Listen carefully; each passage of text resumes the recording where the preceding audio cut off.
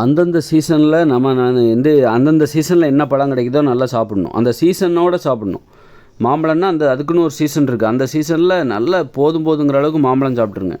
அது மாதிரி தர்பூசணி வருதா, அந்த சீசனில் நல்ல தர்பூசணி பழம் சாப்பிட்ருங்க. திராட்சை பழத்துக்குன்னு ஒரு சீசன் இருக்குது. அந்த சீசனில் நல்லா பன்னீர் திராட்சை வாங்கி சாப்பிடுங்க. பப்பாளி பழத்துக்குன்னு ஒரு சீசன் இருக்குது, மே மாதம். அப்போ பப்பாளி பழம் நல்லா வாங்கி சாப்பிட்ருங்க போதுங்கிற அளவுக்கு. அதுக்கப்புறம் நமக்கு கிடைக்காது, நாட்டு பப்பாளியெல்லாம் கிடைக்காது, ஹைப்ரிட்டு தான் எப்போ வேணாலும் கிடைக்கும். அது மாதிரி வேப்பம்பழத்துக்குன்னு ஒரு சீசன் இருக்குது. அதுமாதிரி பலாப்பழத்துக்குன்னு ஒரு சீசன் இருக்குது. அந்த பலாப்பழம் சீசனில் பலாப்பழம் போதுங்கிற அளவுக்கு சாப்பிட்றணும். அதுமாதிரி வேப்பம்பழத்துக்குன்னு ஒரு சீசன் இருக்குது. அந்த வேப்பம்பழம் சீசன் வரும்போது கிராமப்புறங்களில் பார்த்திங்கன்னா நிறைய வேப்ப மரம் இருக்கும். அந்த சீசனில் பார்த்திங்கன்னா ஒரே வேப்பம்பழமாக ஒவ்வொரு மரத்துலையும் காய்ச்சி தூங்கும். அப்போ நம்ம என்ன பண்ணணும் அப்படின்னா, அந்த வேப்பம் பழத்தை ஒரு 30 பழம் பறிச்சிக்கணும். 30 பழம் வாயில் நம்ம அந்த பழத்தை தோலை பிதுக்கி அந்த பழமும் கொட்டையுமா இருக்கும், அதை வாயில் போட்டுக்கணும். வாயில் போட்டு முழுங்கக்கூடாது. அந்த வேப்பம்பழம் ஒரு 30 பழத்தை எடுத்துக்கோங்க, சின்னதாக இருக்கும். அந்த 30 பழத்தையும் அந்த தோலோடு பிதுக்கி அந்த கொட்டையை மட்டும், சதை பெற்றுள்ள அந்த கொட்டை, அதை வாயில் போட்டுக்கோங்க. இப்படி 30 கொட்டை அவங்க வாயில் இருக்கணும், வேப்பம்பழ கொட்டை. அதை ஒரு அரை மணி நேரமாக சுவைக்கணும். சுவைச்சிக்கிட்டே இருக்கணும். ஏன்னா அது கடிக்க முடியாது. கடித்தா அதில் விதை இருக்குது. விதைக்குள்ளே பார்த்தா பயங்கர கசப்பு இருக்கும். அதனால் வேப்பம்பழத்தை கடிக்க முடியாது. அது வெறும் சுவைத்து தான் அதை எப்படி சுவைக்கணும் அப்படின்னா, ஒரு 30 பழத்தை கொட்டையை பிதுக்கி அந்த தோலை பிதுக்கி சதை பற்றுள்ள அந்த விதையை வாயில் வச்சுக்கணும். ஒரு 30 பழத்தை தோலை நீங்கள் தூர போட்டுருங்க.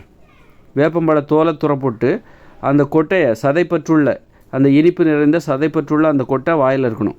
ஒரு அரை மணி நேரமாக சுவைக்கணும். வாயில் வச்சுக்கிட்டே சுவைக்கணும். அரை மணி நேரமாக சுவைக்க என்ன ஆகும்னா, அந்த கொட்டையை சுற்றி உள்ள அந்த சதைப்பற்று, வேப்பம்பழத்தை அந்த வேப்பம்பழ கொட்டையை சுற்றி உள்ள அந்த சதைப்பற்று அது கரைஞ்சி சுவைக்க உமிழ்நீரோடு கலந்து வயிற்றுக்குள்ளே போயிடும். அரை மணி நேரம் சுவைத்ததுக்கப்புறம் நீங்கள் அந்த கொட்டையில் வேறு ஒன்றுமே இருக்காது, இனிப்பே இருக்காது.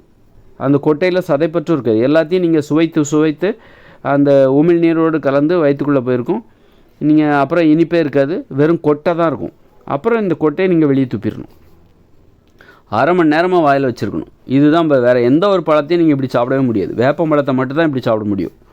ஆரஞ்சு பழமாக அது வேறு மாதிரி சாப்பிடுவீங்க, பப்பாளி பழமாக வேறு மாதிரி சாப்பிடுவீங்க. ஆனால் வேப்பம்பழத்தை இப்படி சாப்பிடணும். ஆனால் இது கூட நான் சின்ன வயசில் எவ்வளோ வேப்பம்பழம் சாப்பிட்ருக்கேன். ஆனால் வேப்பம்பழத்தை எப்படி சாப்பிடணுன்னே எனக்கு தெரியாது. வாயில் கொட்டையை அதை தோலை பிதுக்கி வாயில் வச்சுக்கிட்டு கொஞ்ச நேரத்தில் நாங்கள் துப்பிடுவோம். கொஞ்ச நேரத்தில் துப்பும்போது அது முழுமையாக சுவைக்கப்படாமல் துப்பி விடுவோம். ஆனால் நிறைய பழம் நம்ம வாயில் வச்சு சாப்பிட்டுட்ருப்போம். அப்புறம் கொஞ்ச நேரத்தில் கொட்டையை துப்பிடுவோம். அப்போ என்ன ஆகுதுன்னா, முழுமையாக சுவைக்கப்படாமல் அந்த வேப்பம்பழ கொட்டைகள் என்பது நாங்கள் வெளியே துப்பிடுவோம். அந்த மாதிரி இன்றைக்கி தான் நான் அந்த வேப்பம்பழத்தை எப்படி சாப்பிடணுங்கிறதே கற்றுக்கிட்டேன்.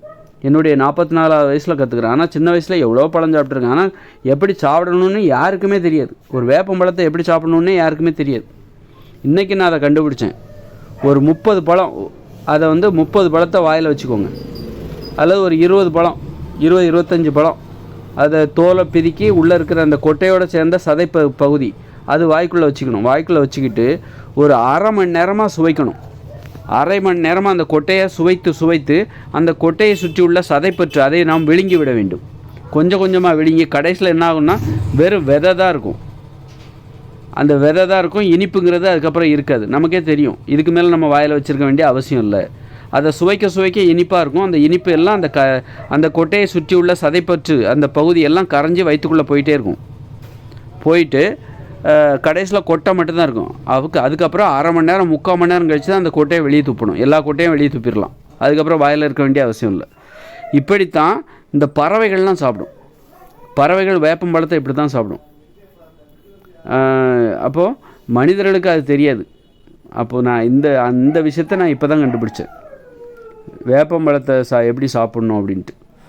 ஒரு வேப்பம்பழத்தோட வேப்ப மரத்தின் பலன் இருக்குல்ல, இலைகளை சாப்பிட்டா அதுக்கு ஒரு மருத்துவ குணம் இருக்குது அப்படின்னு சொல்கிறோம்ல, அந்த வேப்ப மரத்தின் ஒட்டுமொத்த பலன், மனிதர்களுக்கு தேவையான பலன் அது வேப்பம் பழத்தில் தான் இருக்குது. அதனால் வேப்பம்பழத்தை நம்ம அலட்சியமாக பார்க்குறோம். அது கொட்டையாக இருக்கே, அந்த கொட்டை கூட இல்லைன்னா வேப்பம்பழத்தை எல்லோரும் சாப்பிட்ருவாங்க. அந்த கொட்டை இருக்கிறதுனால தான் அந்த வேப்பம்பழத்தை யாரும் சாப்பிட்றதுல இன்ட்ரெஸ்ட் காட்டுறது கிடையாது. ஏன்னா கொட்டையை சுற்றி கொஞ்சோண்டு சதைப்பட்டு இருக்கும்.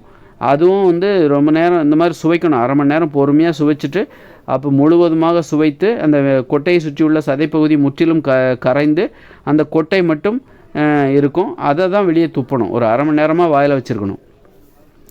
அப்படி வேப்பம்பழத்தை எப்படி சாப்பிடணுங்கிற நம்ம தெரிஞ்சுக்கணும். ஆனால் வயிறு நிறையாது. நீங்கள் என்ன தான் வேப்பம்பழத்தை சாப்பிட்டாலும் அதில் உங்களுக்கு வயிறு நிறையாது. ஆனால் அந்த வேப்ப மரத்தின் மருத்துவ குணம் இருக்குல்ல, அந்த வேப்பம்பழத்தில் கண்டிப்பாக பயங்கர மருத்துவ குணம் இருக்கும். ஒரு நம்பிக்கை தான், அது போதும். அதில் என்ன மருத்துவ குணம் இருக்குன்னு போய் ஆராய்ச்சியெல்லாம் பண்ண வேண்டாம். அந்த வேப்பம்பழத்தில் என்ன மருத்துவ குணம் இருக்கும் அப்படின்னு பெருசாக ஆராய்ச்சிலாம் பண்ண தேவையில்ல. அதுவே நம்ம சாப்பிட ஒருவேளை தெரியும். இந்த வேப்பம்பழம் சாப்பிட்டா ஓகே நல்லது, அவ்வளோதான். அதை தாண்டி பெருசாக நீ ஆராய்ச்சியெல்லாம் பண்ணிகிட்டு இருக்க வேண்டிய அவசியம் இல்லை. அதாவது சொல்லிக்கலாம், இதை சாப்பிட்டா அது நல்லா இருக்குங்க, நல்லாயிருக்கும், இந்த மாதிரி ஆகும், நல்ல எதிர்ப்பு சக்தி வரும், நோய் வராது. எப்படி வேப்பம் இலைகளை சாப்பிட்டா உங்களுக்கு என்ன பலன் கிடைக்குதோ அந்த பலன் உங்களுக்கு இந்த வேப்பம் பழத்துலேருந்து கிடைக்கும். அதனால் வேப்பம்பழத்தை எப்படி சாப்பிட்ணுங்கிறத நான் இன்றைக்கி கற்றுக்கிட்டேன்.